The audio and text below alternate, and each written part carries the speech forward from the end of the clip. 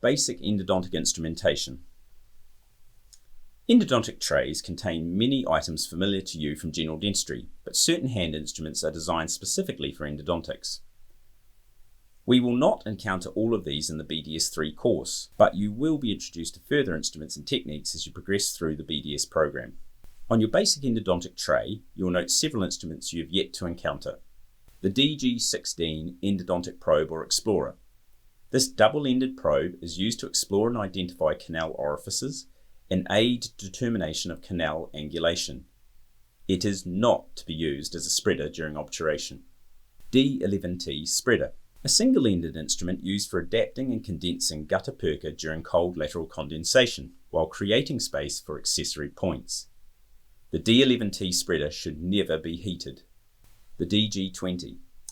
This hand instrument is a double-ended instrument consisting of a spreader and a plugger. Glick 1. This hand instrument is a double-ended instrument consisting of a plastic instrument and a plugger. The plastic end is useful for placement of temporary filling materials, and the plugger for vertical condensation of gutta perca. It is graduated in 5mm sections. Glick 2. The endospoon instrument has two curved spoon ends, which when heated aid removal of gutta perca from the filled pulp chamber. A front surface mirror is advisable for root canal therapy as it provides a better, clearer image of the reflected object when at close range.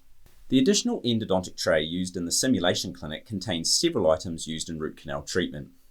The stainless steel instrument stand contains three types of instruments: Gates, Glidden burrs, Paston jets, and hand files with silicone stops.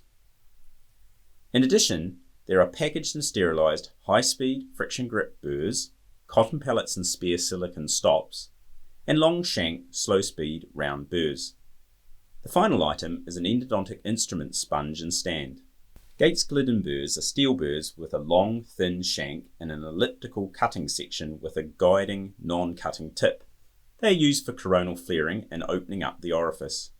They are used in a slow-speed handpiece and introduced to the canal rotating, only stopping when removed from the canal.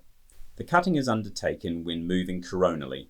Gates Glidden burrs may be replaced by nickel titanium orifice-shaping rotary instruments. The Paston jet is an engine-driven instrument for applying medicaments to a prepared root canal. The hand files we use are K-Flex files and are available in three shaft lengths, 21, 25 and 31mm. Although in the simulation clinic you have 25mm files. The smaller files are stainless steel construction, whereas those above size 20 are of nickel titanium. In industry specification, created standards for instrument taper, tip geometry and size criteria, and implemented a color code for identification.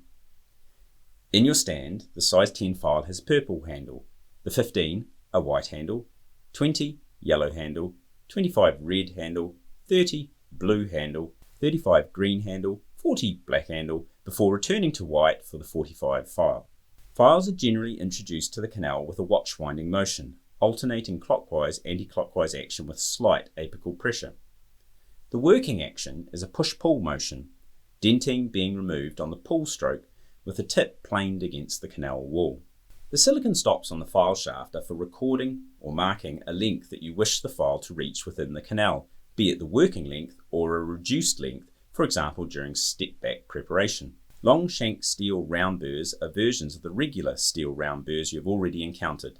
They are necessary when working deeper in a tooth, for example clearing a pulpal chamber roof, chamber contents, or gently exploring canal orifices. The sponge and metal ring provide a stand for your working files and aid debris removal from the files by passing the file in and out of the sponge.